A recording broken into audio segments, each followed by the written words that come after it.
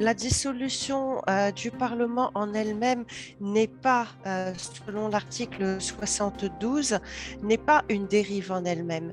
C'était le gel du Parlement qui l'était.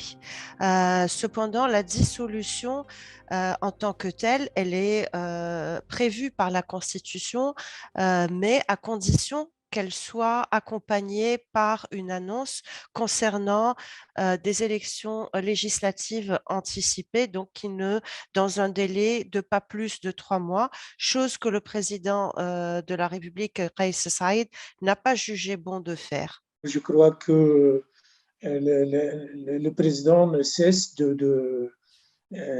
c'est-à-dire ses manœuvres pour essayer d'établir son pouvoir personnel, son contre-pouvoir. Il a commencé le 25 juillet. Beaucoup de monde ont applaudi cela parce que la situation économique, sociale, politique était catastrophique. Sauf qu'après, il ne cesse de rétrécir l'espace de liberté, de contre-pouvoir et tout ça. Donc, ça entre dans la démarche du président, ça entre dans ce programme de pouvoir personnel, de changer la notion même de démocratie qui existe en Tunisie et d'essayer de supprimer, je crois, en première phase, les partis politiques, mais après, ça sera la place aussi des organisations de la société civile, de tout ce qui est contre-pouvoir.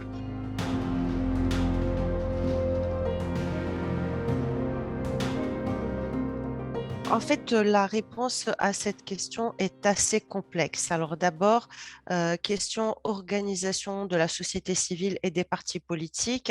Certains partis politiques ont appelé à l'application de la loi de l'article 72 plutôt que de passer par l'article 80 et par l'arrêté 117 qui, comme vous le savez, c'est par cet arrêté-là du 22 septembre 2021 que le président de la République a décrété l'état d'urgence et s'est octroyé l'ensemble des pouvoirs. Donc là, les partis politiques sont plus ou moins partagés sur cette dissolution.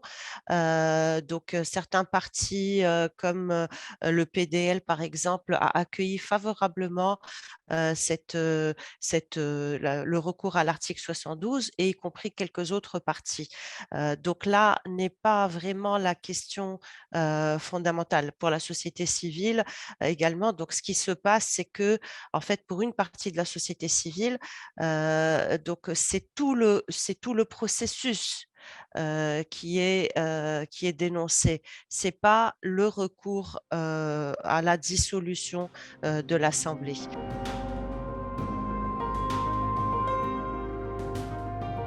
Point de vue économique et social, la situation ne cesse de se dégrader et voilà, ça s'explique par le fait qu'il y a un désespoir chez les jeunes qui ne cesse d'agrandir, il y a un chômage qui ne cesse aussi de se développer, donc et c'est aussi exacerbé par d'autres situations telles que on ne sait pas si le FMI va nous accorder un prêt ou non.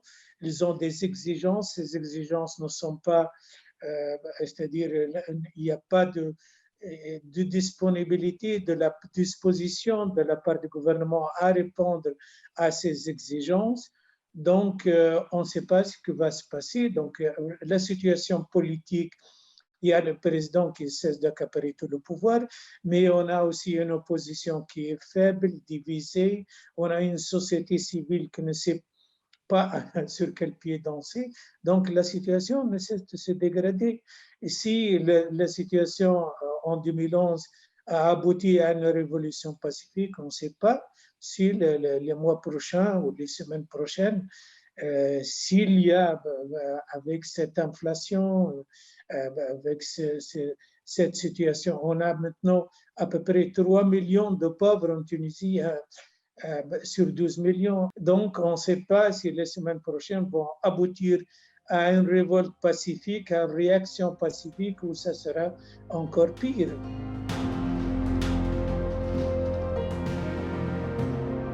Le futur de la Tunisie, c'est une question complexe, hein, surtout dans le contexte actuel. Donc là, hier, le président de la République a annoncé qu'il y a eu déjà un changement de scrutin sur la base, donc on passe à un scrutin, donc c'est encore à confirmer, mais c'est probablement, ça va être le cas, à un scrutin uninominal à 2 tours.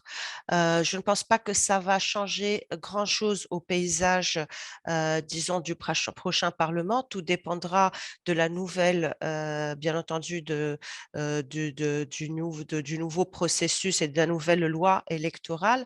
En tout état de cause, aujourd'hui, les derniers sondages montrent toujours que le parti du PDL, qui est dans la présidente et Madame Abir Moussi, qui est une rénovation de l'ancien régime d'avant 2011, qui est assez populiste, mais qui arrive en tête depuis des mois des sondages, hein.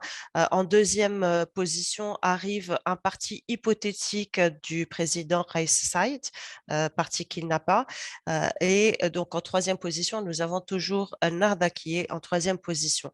Mais la question qui est à se poser, c'est si on est toujours dans un processus démocratique. Donc le futur est incertain, les mouvements sociaux sont à craindre à juste titre, et au point de vue politique, tout dépendra de ce qui se passera les prochaines semaines, disons les toutes prochaines semaines. Il y a plusieurs choses qui sont en jeu. Il y a notamment une constitution, donc le président a parlé donc d'une nouvelle constitution qui est en train d'être élaborée, disons personne ne sait qui est en train de travailler sur cette constitution. Bref, cette constitution devrait être dévoilée dans les prochaines semaines et un référendum est prévu le 25 juillet pour accepter ou non le référendum, donc qui serait plus présidentiel que parlementaire. Je crains qu'il y ait de fortes perturbations encore et on verra l'issue de ce process d'ici les prochaines semaines, sachant que le président de la République refuse toujours un dialogue national, donc qui est proposé par et la société civile, un vrai dialogue national inclusif, hein, pour se mettre d'accord, pour que toutes les parties, aussi bien les partis politiques que les organisations nationales, puissent se mettre d'accord sur une feuille de route, vu le climat de tension extrême politique qui est aujourd'hui le cas en Tunisie.